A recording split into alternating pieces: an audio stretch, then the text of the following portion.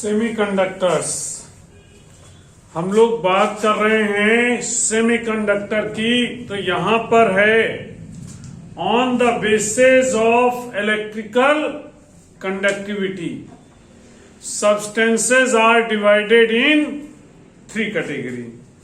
Electrical conductivity के basis पर substances को 3 कैटेगरी में डिवाइड किया गया। कंडक्टर,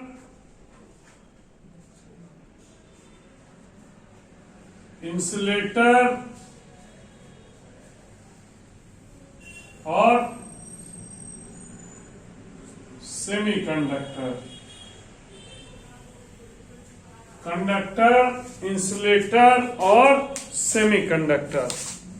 तो यहां पर है a substance or material which conduct electricity through it is called conductor. A substance which conduct electricity through it is called conductor. तो उसे हम कंडक्टर कंसीडर करेंगे। ठीक है, तो ऐसा मटेरियल, ऐसा सब्सटेंस जो अपने अंदर से इलेक्ट्रिसिटी को पास होने देगा, दैट इज कॉल्ड कंडक्टर। उसे हम कंडक्टर कंसीडर करेंगे। ठीक, अब आप यहां पर देखें, इंसुलेटर की अगर हम बात करते हैं, दोज मटेरियल और substance which do not conduct electricity through it are known as insulator. ऐसे मटेरियल या सब्सटेंसेस जो अपने अंदर से करंट को पास होने नहीं देंगे, दे आर कॉल्ड इंसुलेटर। और जो अपने अंदर से करंट को पास होने देते हैं, they are called conductor. Most of the metals are conductor.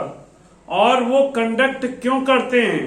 Because of they have free electron as a charge carrier. Material में फ्री इलेक्ट्रॉन एग्जिस्ट करते हैं and that free electron behaves like charge carrier. वो charge carrier की तरह से behave करते हैं और उन्हें हम क्या कहेंगे? We called it as conductor. Insulator वो सब्सटेंस हैं जिनके अंदर कोई भी चार्ज कैरियर अवेलेबल नहीं होता है। इन एनी कंडीशन, किसी भी कंडीशन में, they do not contain charge carrier. अगर चार्ज कैरियर हो तो कंडक्ट कर जाएं। चार्ज कैरियर जैसे वुड है, वुड को आप हीट करो, वुड बर्न हो जाएगी, but it do not conduct electricity through it. लेकिन अगर वुड को आप पानी में डाल दो, वो वाटर एब्जॉर्ब कर ले, तो आप जानते हो वुड नहीं कंडक्ट कर रही है, लेकिन उसके साथ में वाटर की लेयर आ गई ना, and that layer of water have some minerals and it conduct electricity. तो हम ये कहते हैं कि गीली लकड़ी कंडक्ट कर सकती है, गीली प्लास्टिक भी। तो प्लास्टिक नहीं कंडक्ट कर रही है, जो वाटर की लेयर है वो कंडक्ट कर रही है। आई बात समझ? आप कभी भी आपको किसी के घर जाओ, डोरबेल से शॉक नहीं लगता है, लेकिन बारिश हो, मॉइस्चर हो और उस पर बारिश की बूंदे आ गई हों, तब it may be possible that वहां पर एक कंडक्टिंग पाथ आ जाए। तो वो प्लास्टिक नहीं कंडक्ट करने लगी, वो जो मॉइस्चर या वाटर ड्रॉपलेट्स की जो लेयर है वो वहां पर कंडक्टिविटी रिप्रेजेंट कर रही है। तो बात समझ में आई? तो जो भी मटेरियल जहां पर भी चार्ज कैरियर होगा वहां कंडक्ट करेगा। मैं ये कह रहा हूं, चार्ज नहीं कह रहा हूं, चार्ज तो सब में है, इलेक्ट्रॉन प्रोटॉन तो सब में है, they have charge, but charge carrier के फॉर्म में हो। ठीक है, वो एक पॉइंट से दूसरे पॉइंट तक जाने की टेंडेंसी के फॉर्म में हो, वरना ऐसा कोई सब्सटेंस नहीं जिसमें इलेक्ट्रॉन ना हो। इलेक्ट्रॉन से मतलब नहीं है, वी नीड फ्री इलेक्ट्रॉन और चार्ज कैरियर। और चार्ज कैरियर इसलिए लगाया, कुछ ऐसे सब्सटेंस होते हैं जहां पर इलेक्ट्रॉन की बजाय आयंस होते हैं। जैसे हम इलेक्ट्रोलाइट की बात करते हैं कि इलेक्ट्रॉन तो थे ही, साथ में आयंस भी हैं। तो इलेक्ट्रोलाइट क्या है? कंडक्टर है। इलेक्ट्रोलाइट क्या है? It is a conductor. अब वो सॉलिड नहीं है, वो लिक्विड में कंडक्टर है। तो जो सब्सटेंस, जो मटेरियल क्या करे? करंट को पास कर दे, दैट इज कॉल्ड कंडक्टर। वो कंडक्टर है। आई बात समझ में? पॉइंट क्लियर है? कॉन्सेप्ट ठीक।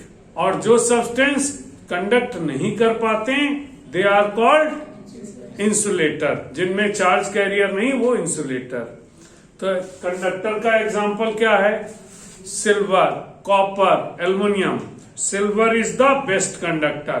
और बात यह है कि most of the metal conductor हैं, लेकिन ऐसा नहीं सिर्फ मेटल ही कंडक्टर हो सकते। मैंने जैसे बताया इलेक्ट्रोलाइट भी कंडक्टर है, ठीक है?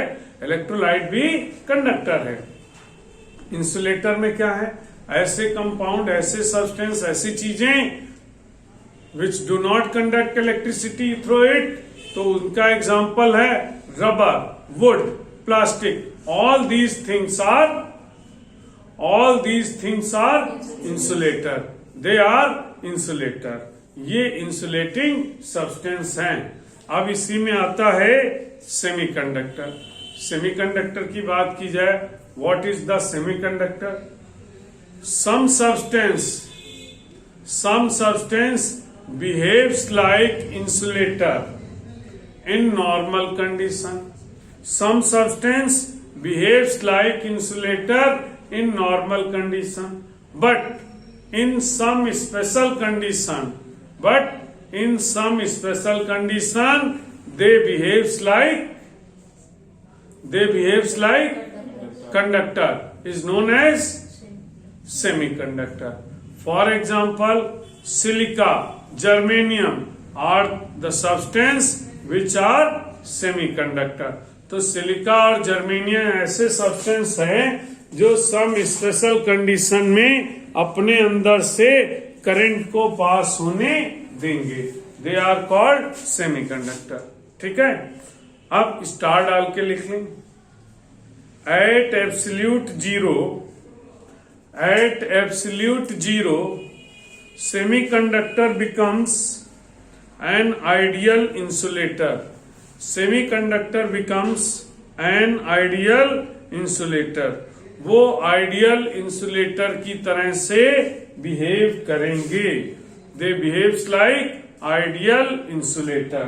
ठीक है, अब यहां पर मैं आपको बताऊं, कोई भी मटेरियल या सब्सटेंस है, उसके नेचर को, उसके कंडक्टर, इंसुलेटर और सेमीकंडक्टर के नेचर को एक्सप्लेन करने के लिए एनर्जी बैंड का कॉन्सेप्ट यूज किया गया है।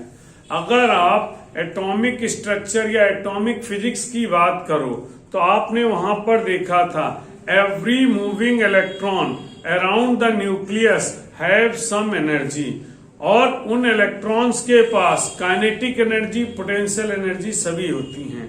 ठीक है, और आप एक बात जानते हो, और इलेक्ट्रॉन सारे एक साथ नहीं होते हैं। They are distributed in different orbits, first orbit, second orbit, third orbit, और उन ऑर्बिट्स के भी सब ऑर्बिट रहते हैं एसपीडीएफ के फॉर्म में। ठीक है, तो इनमें इलेक्ट्रॉन का क्या होता है? डिस्ट्रीब्यूशन होता है। ठीक है, आपने पढ़ा होगा distribution 1s2 2s2 2p6 3s2 3p6। इस तरह से हम इलेक्ट्रॉन का डिस्ट्रीब्यूशन करते जाते हैं। किसका प्रिंसिपल है? ये जो इलेक्ट्रॉन डिस्ट्रीब्यूशन है, कौन सा प्रिंसिपल कहलाता है? हाँ, हाइगेंस प्रिंसिपल नहीं है भाई। तो फिर तुम लोग बहुत गजब के स्टूडेंट हो जो इतनी अच्छी पढ़ाई किए हो कि ये डिस्ट्रीब्यूशन ऑफ इलेक्ट्रॉन नहीं मालूम है। किसने बताया? खैर, पढ़ा करो केमिस्ट्री, मेरे सिलेबस में नहीं है। तो मैं आपसे इतना कहूंगा कि एनर्जी बैंड होते हैं जिनमें इलेक्ट्रॉन का डिस्ट्रीब्यूशन हुआ। ठीक है, और इन्हीं बैंड एनर्जी, भाई हर ऑर्बिट के हर पोजीशन के अकॉर्डिंग उनकी एनर्जी डिफरेंट होती है। मैंने आपको ऑर्बिट के लिए टोटल एनर्जी बताई थी -RHC Z²/n² बताया था, किसी भी रिवॉल्विंग इलेक्ट्रॉन के लिए टोटल एनर्जी। ठीक, अब बात आती है इसमें कोई भी मटेरियल या सब्सटेंस है, उसमें न्यूक्लियस है और डिफरेंट ऑर्बिट है। तो जो आउटर मोस्ट सेल होता है किसी एटम का, that is known as valence band. उसे हम क्या कहते हैं? We called it as valence band. तो आप जरा एक बार खुद से रीड करो, valence band, conduction band and forbidden gap.